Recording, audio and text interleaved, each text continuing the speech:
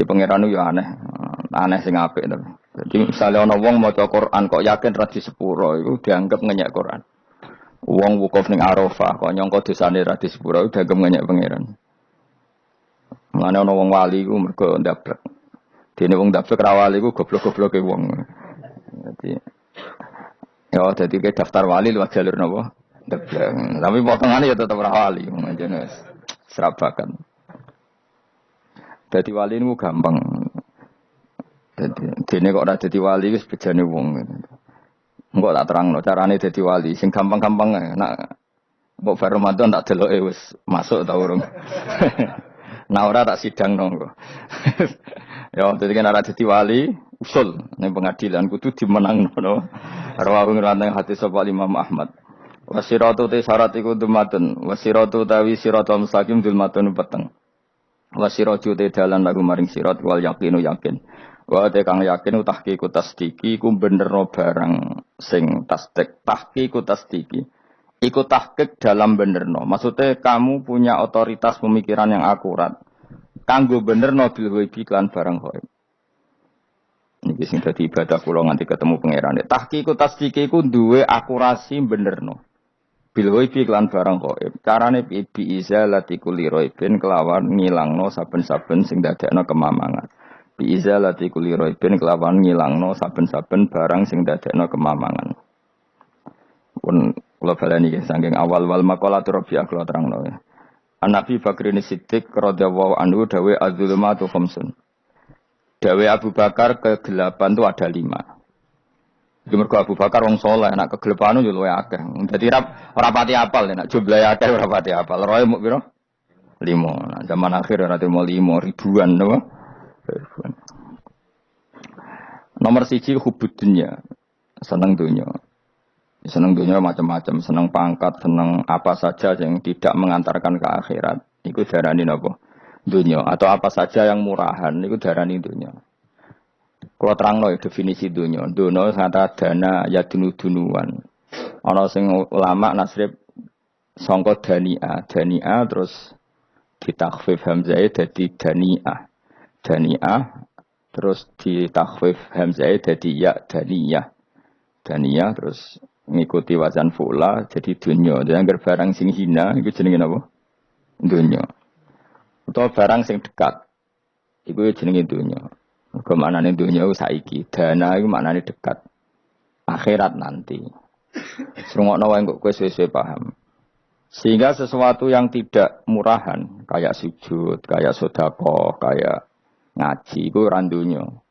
Ini kesaksian akhirat. Sehingga ngendika Ibnu Khaldun niku Allah itu ngeritik dunia ya yang perlu dikritik. Bahkan kadang akhirat pun dikritik pangeran. Swarga pun kadang dikritik pangeran. Nak wayahe perlu dikritik. Karena ada konteksnya. Ada apa? Konteksnya. Misalnya begini. Saya punya kitab namanya Khilyatul Auliya atau Baqatul Asfiya. Saya sampai sekarang belajar kitab itu terus. Ini sekitar 14 jilid. Ini kitab Induan Ikhya. Saya berkali-kali ngomong di mana-mana. Imam Ghazali dalam hal mana Kibul Akhyar, sejarah orang-orang pilihan itu nginduk kitab nama Khilyatul Auliya itu 14 jilid. Dalam ilmu tasawuf beliau nginduk kitab jenis Qutil Qulub, ini karangan Abu Thalib Al-Makki. Dalam fikih tentu beliau nginduk gurunya Imam Haromen. Dan memang kitab itu harus nginduk, kalau tidak namanya mukhtarik, bikin-bikin. Memang syaratnya ulama harus muttabi, dia hanya pengikut, tidak boleh kreasi. Kalau kreasi namanya bid'ah, bid'ah. Kalau terang, di situ ada cerita ada seorang sufi bodoh ngeritik dunia entek ngamal. Dunia wis ora ono benere, dunia ku nggon batang, pokoke dunia ku jifah batang. Sing berebut batang ya siap-siap rebutan mbek asu, pokoke ngomong wis tok ndi-ndi. Sayyidina Umar itu agak tersinggung dengan makalahnya orang sufi yang bodoh ini. Ya rata-rata orang sufi memang bodoh. Kecuali gelem ngaji fikih. Setelah ngomong ngalor ngidul dunia ku swelek terus dekne biasa lah wong sufi terus milih dhewean terus orang lakoni popo, ngerti-ngerti lesu, kok mangan wae lesu, orang sufi kan gitu. Singkat cerita terus Umar agak marah tapi beliau masih bisa mengendalikan diri terus kata beliau, "Sal sayyidah." Sal hadas sayyid. Kamu tanya hadas sayyid, maksudnya sayyid dalam bahasa dulu itu ya orang terhormat. Dalam bahasa zaman era itu maknanya Sayyid itu masih apa? Sadat maksudnya bukan Habib, bukan. Kalau dalam bahasa Arab dulu itu memang kalau Habib itu ya Nabi, kalau Sayyid Sadat itu Sufia itu belum pasti maknanya apa? Habib ya, tokoh-tokoh yang diikuti dalam apa? Makalahnya, dalam apa? Makalahnya. Terus kata Ubay bin Ka'ab, dan ini menurut saya benar sekali, dan kamu harus mengikuti Ubay bin Ka'ab. Dia adalah termasuk 6 sahabat yang dipuji Nabi min ahlil Quran, apa? Yang dipuji Nabi min ahlil apa? Quran. Kata Ubay bin Ka'ab, lalu Anda masuk surga karena apa? Lalu Anda masuk neraka karena apa? Lalu Anda dapat ridho Allah karena apa? Kamu itu bisa masuk surga lihadidar karena kenangan di rumah ini, maksudnya karena dunia ini. Karena sujud kamu, karena kebaikan kamu, itu di mana? Allah mereferensi amal kamu ya di dunia ini. Kamu masuk surga karena sujud kamu di dunia ini, nanti masuk neraka karena keangkuhan kamu di dunia ini. Fahadi dunia mi'yar, dunia ini adalah takaran. Semua referensi Tuhan tentang akhirat itu merujuk kelakuan kita apa? Di dunia. Sehingga kalau kamu masuk surga selamanya lama, itu ya karena kebaikan kamu di dunia. Maka jangan kritik dunia ini. Karena dunia itu mahalu sujudika, mahalu ruku'ika, mahalu pokoknya dia marah-marah. Sehingga semenjak itu kata Ibnu Khaldun, orang tahu dunia yang dikritik adalah dari madatul kalimah dani'ah. Suatu yang murahan. Apa? Yang murahan. Sehingga kalau misalnya orientasinya itu kebesaran li'ilai kalimatillah, maka itu tidak termasuk dunia. Dan yang suasananya akhirat tapi motifnya adalah kasal, kemalasan, itu yang benar-benar dunia. Makanya Imam Syafi'i sering kritik tasawuf itu sampai usisati tasawuf alal kasal. Ilmu tasawuf itu basisnya itu karena pemalas. Karena tadi, misalnya begini, ini contoh paling gampang. Zaid itu di daerah pinggiran. Di daerah pinggiran di mana Islam itu minoritas. Terus dia ingin kaya raya supaya bisa bikin masjid atau bikin komunitas Islam. Atau dia ingin jabat jadi lurah supaya nggak ada pelarangan orang sholat karena dia yang punya otoritas bikin aturan. Atau kalau mungkin skup lebih besar dia ingin jadi bupati supaya daerah situ familiar dengan Islam karena pejabatnya Muslim. Itu tidak dunia karena semua orientasinya untuk mengawal sujud, mengawal kebenaran. Tapi kalau kamu di daerah pinggiran, kemudian milih DWA, kabeh kersane pangeran, sidik-sidik kersane pangeran, terus kamu meninggalkan aktivitas dakwah. Itu yang dunia, karena motivasi kamu adalah al-kasal, males dari mewarnai buminya Allah ini dengan sujud. Ini yang banyak orang sufi salah paham. Makanya orang sufi harus ngaji fikih. Bendekne roh, dielingno wong alim, wong fikih nak kitmanul ilmi ku haram. Kitmanul ilmi haram. Menyimpan ilmu itu haram. Tidak memberi kontribusi dalam proses orang sujud adalah haram. Tidak memberi pencerahan pada umatnya Nabi adalah haram. Menikmati keasikan eling pangeran dewi adalah haram. Dia harus diingatkan gitu terus. Kalau enggak, itu bahaya bagi agama ini. Makanya dulu itu enggak ada orang sufi yang enggak ngaji ulama fikih. Sekarang kebalikan, malah wong sufi darani fikih mau kulit dekne wis tok hakikat, sembrono. Oh tak tobat nonton anak ketemu aku. Itu bahaya, paham seperti itu tuh bahaya. Karena sekarang itu sufi itu jadi identitas kesalehan. Jadi yang rumah kome sufi koyo-koyo sak dhuwure ahli napa? Fikih. Itu bahaya. Karena tadi sufi itu akan ngeritik dunia sepedas-pedasnya. Kemudian ujung-ujungnya meninggalkan dunia, kemudian happy-happy asik pangeran dewean dan membiarkan umatnya Nabi ini berserakan kemana-mana, tidak terlibat sama sekali, tidak memberi kontribusi sama sekali. Cara bahasa gampangannya orang gelem amar ma'ruf, gak gelem nahi mungkar. Tapi bahasa amar ma'ruf nahi mungkar kan saiki dadi gerakan ekstrem. Makanya ora tak bahasa amar tidak peduli, tidak mulang. Mergo saiki bahasa saiki repot terus. Paham ini penting kalau terang. Jadi kalau baleni malih ya. Sing dimaksud dunya ketika dikritik pangeran iku dunya sing sangka kata dani'ah, sesuatu sing murahan, sing enteng, sing nafsu. Iku jenenge napa? Dunya, napa? Dunya. Tapi ketika sesuatu itu baik dan mengarah kepada Allah, iki jenenge dunya iki masru'atul akhirah. Maka dunya itu di dua status napa? Siji masru'atul akhirah. Dan ini status yang harus kita pakai. Makanya kata Imam Ghazali itu, kue nak randi duwe, sak penat-penate urip, terus merasa gak punya kenikmatan. Datang saja ke kuburan dan yakinlah semua yang sedang mati keinginannya hanya satu, ingin kembali di dunia dan memperbaiki amal-amalnya. Berarti dunia adalah segala-galanya bagi orang yang sudah mati. Ya, orang yang sudah mati itu cita-citanya satu. La'alli arji, semoga kita kembali ke dunia. Untuk apa? Untuk membenahi semua kesalahan yang pernah dilakukan zaman ini. Dunia. Terus kamu ingat, fa'ana fid dunya. Ya Allah, alhamdulillah sekarang masih saya di dunia. Artinya saya punya satu kesempatan yang diinginkan semua orang yang sudah mati di seluruh dunia. Lalu malah wali anu surip malah kepengen nang mati. Saking kakean kasus ini, apa? Kakean apa? Kakean kasus. Makanya di sini sirinya para rasul, para nabi itu sering donga Allahumma tawil umrona, sehingga banyak orang soleh mendoa supaya panjang apa? Umur. Itu karena pas itu yang hadir adalah dunia dengan makna masru'atul akhirah. Tapi ada juga wali dan nabi kadang-kadang donga, ya Allah, jika sebaiknya saya mati, mati saja. Itu ketika tergambar dunia yang sudah murahan, yang sudah arogan, yang sudah tidak jelas. Maka dunia ini punya dua status sekaligus. Jika prospek bagi Anda untuk masru'atul akhirah, maka nikmati senikmat-nikmatnya. Tapi jika bagi Anda ini sudah menjadi ladang maksiat apa-apa, maka jadikan dunia ini tempat tobat. Karena akhirat itu nggak ada apa-apanya dibanding dunia. Jadi akhirat itu hanya mereferensi dunia, apa? Mereferensi dunia.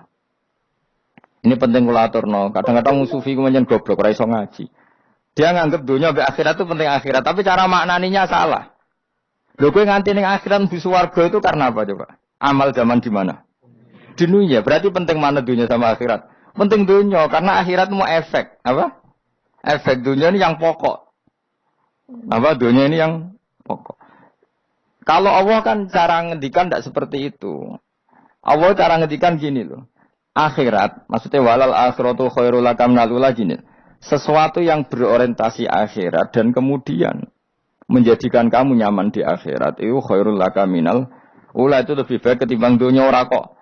Kowe nak ning dunia nak sepemelek ning akhirat apik ora ngarang ngono, nak ning dunia melek ning akhirat luwih parah. Kayak melarat cek ngene iki kan. Tapi kan cek iso ngopi, cek iso mangan tengkleng. Sebenarnya akhirat gak iso blas. Dunyel-unyel malaikat ngawur. Gayamu bareng melarat iso ning dunya lara lah nek akhirat penak. Aku yakin ora luwih lara, tak jamin. Ngeraine kan ketara nak. Keliru omongan aku ning dunya lara lah sementing nek akhirat penak itu ndak bisa. Kowe nyifati dunya nggon lara iku serapati ridho mbek pangeran. Berarti kayak tiga iso ngopi ra syukur, tiga iso mangan ra syukur, anane nyifati dunya lara. Berarti rapati ridho mbek pangeran. Malah dibles-blesno sebenarnya. Pemenang nak pengurus akhiratnya aku tak tekek. Cuma aku loh pengurus ora sebenarnya. Saya gak ada rencana daftar jadi panitia apa? Akhirat. Tapi kira tak syafaat ya biarno karena ini penting kalau terangno. Makanya Imam Syafi'i masyhur makalah beliau tentang fikih dan tasawuf itu. Nggih saya kutip ya. Dan saya memang saya hafalkan terus makna teman. Faqihan wa sufiyan fakun laisa wahida fa inni wa haqqu wahi iyyaka ansahu. Terus kata beliau mensifati orang fikih fa hadza qasin lam yazuk qalbuhu tuqa. Wa hadza jahulun kaifadul jahli yasluhu. Itu masyhur. Di dunia ini identitas di dunia kita, dunia ulama itu hanya dua. Kalau enggak sufi ya faqih.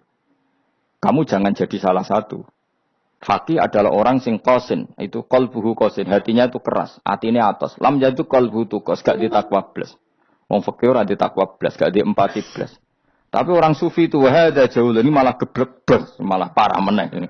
Sing sitok atas hatine sitok geblek dari Imam Syafi'i itu. Kena protesnya berarti Imam Syafi'i aja protes aku. Kenapa begitu? Misalnya gini orang fikih. Kalau bapak nyontohkan tuh gini. Orang fikih itu punya aturan. Misalnya kalau ruko tidak begini nggak sah. Sujud kalau nggak begini nggak sah. Sholat kalau tidak begini nggak sah. Oke, aturan itu baik. Tapi punya keangkuhan berpikir. Misalnya ada orang desa terbelakang. Misalnya di pedalaman Gunung Kidul, Kulon Progo. Ada orang yang ditobatkan orang-orang sufi. Orang sufi itu ya sing rodok goblok-goblok itu. Misalnya nobatkan. Enak wae wong fikir melok nobatno tapi tahu-tahu bilang ini sholatnya enggak sah, rukuknya enggak sah, Fatihahnya enggak sah. Jare sing sufi, wah semane nobatno ora iso salat apa ora disahno. Si sufi ya goblok pisan, ketika ngawal si ajudannya tadi sholat, enggak dikawal. Sehingga banyak aliran di Jawa salat ala kali Joko ya ana Fatihah yang meneng tok. Sitok sujud tok. Jadi ini sitok atas hati ini ora gelem bina tapi muni rasa. Sitok goblok ora tahu nerusno pembinaan. Akhirnya ya mandek ning satu kesalahan dan diwaris ya bergenerasi-generasi. Makanya kata Imam Syafi'i itu sitok goblok, sitok atas hati ini. Jadi kamu jangan jadi salah satu itu. Makanya kamu aman karena kamu tidak sufi ya, tidak fakih. Makanya nggak masuk, nggak masuk yang dikritik Imam Syafi'i. Kamu sufi ya ndak, fakih ya ndak. Makanya kalau Imam Syafi'i kritik itu, tapi alhamdulillah saya tidak dua-duanya. Ya ndak sufi, ndak fakih. Karena orang sufi itu kalau ditelusuri, itu memang kesalahannya terlalu banyak. Kecuali dia mau ngaji fikih. Kenapa? Kecuali dia mau ngaji fikih. Kayak tadi misalnya, sampai Imam Syafi'i zaman itu duka yang menghentikan usisat tasawuf alal kasal. Ilmu tasawuf itu dibina. Itu berdasar kemalasan. Loh, saya punya teman sufi banyak. Saya ini kiai loh. Punya teman sufi banyak. Teko ning nggon kula, Gus, donya wis rusak, sementing sakniki wis ngatah-ngatahno istighfar. Memangnya kita bisa diistighfari pangeran, di sepuro pangeran ketika kamu orang alim ndak mulang? Memangnya kowe iso di sepuro pangeran ketika kowe sugih zakat? Memangnya kowe iso di sepuro pangeran wis kere ra nyapu masjid teko Jumatan, bareng rokoke diusep-usep ning pojok masjid bar mulai. Enak wae. Ana keran coplok istibarno. Memangnya kamu bisa jadi orang miskin seperti itu kemudian dimaafkan Allah? Ndak bisa. Kamu harus terlibat dalam proses salat. Wis kere ya urun gawe keran, misale ra ngono urun masjid ya nyapu-nyapu, sing sugih urun dhuwit, sing alim urun mulang. Kok enak? Dunia bangga rusak terus kabeh dhewean. Menengi sampean ke dhewean neraka ra tak baduri ya ngono. Ndak bisa sufi seperti itu, ndak bisa tuh kriminal. Malah Imam Syafi'i dalam satu makalah kowe esuk tasawuf, awan wis rondok ngene. Saking ekstrimnya beliau. Nah, kenapa Imam Ghazali muji orang sufi? Kitab-kitab Risalah Kusyirah muji orang sufi itu sufi-sufi yang koyo kowe. Sufi-sufi yang belajar fikih, napa? Sufi-sufi yang masih mau belajar fikih. Kok enak? Jadi sufi itu maknanya sidik-sidik. Zaman wis rusak itu tidak seperti itu. Nak rusak, ya amanat pengiran kan melok dandani. Nah, ketika rakan didandani sebetulnya nggak masalah, kan ada alternatif. Misalnya gini, ada mobil rusak nggak bisa dipakai. Memangnya mobil hanya itu. Kan ada mobil yang ini itu jenis fakih. Ini ndak, kamu punya pemimpin hanya 2 atau 3 lah, biar nggak nyindir. 3 atau 4 lah.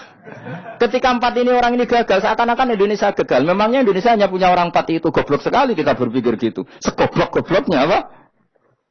Memangnya Indonesia itu milik siapa? Kenapa kamu menggantungkannya sama 1-2 orang, 3-4 orang? Gampang aja cari alternatif. Terus, tapi kan harus lewat pemilu. Khusus ngenteni pemilu 5 tahun cepat. Mustafa Rukin jokno jadi calon presiden. Nah, kemudian jadi negara tahlil. Karena dekne piye ngomong ekonomi ya ora iso. Ngomong wisata ya haram, ngomong budaya haram. Ngomong badan usaha milik negara ya ora roh dene. Lamun langsung dibagi-bagi.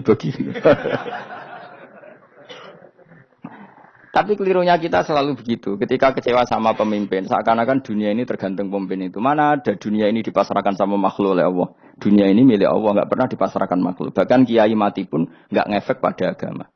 Dulu sahabat meninggal agama jalan, wali songo orang-orang pilihan meninggal agama jalan. Karena Allah tidak ridho dunia ini, agama ini, dunia maupun agama dipasrahkan sama seseorang. Allah yang mengurus dunia ini. Apa nak konglomerat mati terus wong melarat kabeh? Ndak kan? Apa nak wong soleh mati terus wong bejat kabeh? Ndak. Allah yang mengurus agama ini, mengurus dunia ini. Saking goblokem, nak ono kecewa mbek makhluk itu. Terus ya Allah, terus seakan-akan dunia ini runtuh. Ono pegatan sakake saiki ora ono sing lanang. Banyak orang pegatan terus bojo luwih apik. Bojone mati sing wedok malah makmur akeh to ora. Makanya pangeran anggap manusa iku entek-entekan. Allah nate ngendikan gini masalah pegatan. Unik ngendikane pangeran. Ya rodok manekno wong pegatan. Wa iya tafarraqa yughnillahu kullam min saati. Kamu tidak usah takut dalam suami istri itu bercerai. Wa iya tafarraqa jika 2 suami istri bercerai, yughnillahu kullam min saati. Bahkan satu-satunya per 1 dari kedua mempelai ini bisa dikasih lebih kaya. Banyak enggak wong pegatan terus akhirnya lebih makmur. Dan kenangannya untung pegatan Mas dhisik aku untuk bojo sing dhisik wis. Aduh, selemu goblok. Enggak sing lanang karena bosen dijudisi ya nuntung saiki di bojo konak bojoku sing dhisik. Banyak enggak orang pegatan kemudian kenangannya itu baik sama yang sekarang. Dengan yang lalu mau gerutu tok. Banyak enggak? Banyak. Dulu kita punya pemimpin yang cakap, yang otoriter. Zaman itu pun di demo. Coba kita ini kan mulai dulu yang jadi pemimpin di demo. Mereka cek urip pantas di demo kan es mati di kelangenan. Kelakuan kok ngono. Mulai dhisik nganti saiki. Kiai juga gitu, zaman urip dikerwiti. Kok bareng mati kiai penggantinya dikritik ora koyok kiai dhisik. Iku ora ya coba 66 Pak Karno dikritik, orde baru diurus gitu tuh. Nabi yang ngono mangsamu presiden tok. Nabi ku kan mukjizat iku ngaji. Jadi mukjizatnya Nabi ku ngaji. Jare masyarakat kono. Mukjizat ora keren blas. Mukjizat iku kudu nganggo tongkat. Dadi seru napa? Dianggap Nabi Harry Potter. Jadi Nabi ku mukjizat kok mulang. Mulang iku mengatur logika supaya mapan nikmati Allah dan Rasul. Itu mulang. Mereka gak seneng. Mat. Caraku nabi-nabi dhisik ku ditongkat ta apa, Mat. Dadi seru apa? Seru main seblak pokoknya seru lah. Nabi sempat tertarik, ya kepengen ditongkat tahu Nabi tua. Kita ya sangar lah, wah. Dadi Nabi ngalor ngidul gak apa? Tongkat ngono sing nglawan blus terus kecemplung segoro. Kan ya seru lah, misalnya ono wong Yogya macam-macam tutuk terus likuwi faksi do tenggelam kan seru lah, wah. Nah, jawab pengiran dulu lucu. Dia matke jok tongkat, gampang nak masalah tongkat. Sekarang ngetokno wit kan gampang tongkat itu. Memang kamu tongkatnya Nabi Musa terus digawe dikai mori terus dikai minyak ya ora dijupukno wit diketokno memang kamu. Wong sing hebat itu sing nyekel dol ora apa. Ya jajal tongkate Musa tak kena kowe. Iki ora ono pengaruhe. Wong saiki ning gone Turki digo tontonan ora piye-piye. Lah nek mbate isih aktif Pak Turki nantang Israel duel langsung. Lah wong di tongkate Nabi Musa kok digertak Israel rawani. Lah nek tongkat iku tenan nak oh sing sakti ku sing nyekel dul ora kok perkara tongkate. Nah, cara wae dhisik sono HP Nabi Musa, HP-ne Nabi Musa ya luar biasa cara itu. Akhirnya Nabi Muhammad itu sempat kepengin jawab pengiran unik. Awalam yakfuru bima utiya Musa min qabl. Matke kok gak eling, apa zaman Musa nggo tongkat wong terus do iman. Awalam yakfuru bima utiya Musa min qabl qalu sikhroni tazahar wa qalu inna bikullin kafirun. Apa zaman Nabi Musa itu terus wong do iman? Ya tetep komentar dari tukang sihir. Padha wae, Mas. Nggo mukjizat ora padha wae wong nak tre berdua ya tetep berdua. Zaman Pak Karno sing tukang ngeluh ya ngeluh, zaman Pak Harto tukang ngeluh ya ngeluh, zaman Mega sing tukang ngeluh sampai saiki sing tukang ngeluh ya wis kegiatan. Kiai yang ngono. Kadang ada kiai saiki misalnya Surabaya zaman Mbak Arwani, Mbak Zubair. Memangnya zaman Mbak Arwani wong Kudus ngaji kabeh.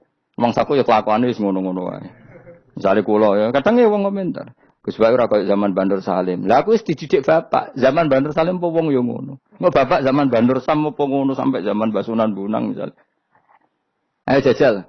Macak wong Yogya saiki ora koyo zaman Bali Maksum Mbah Munawir. Memangnya zaman iku wong ngaji kabeh.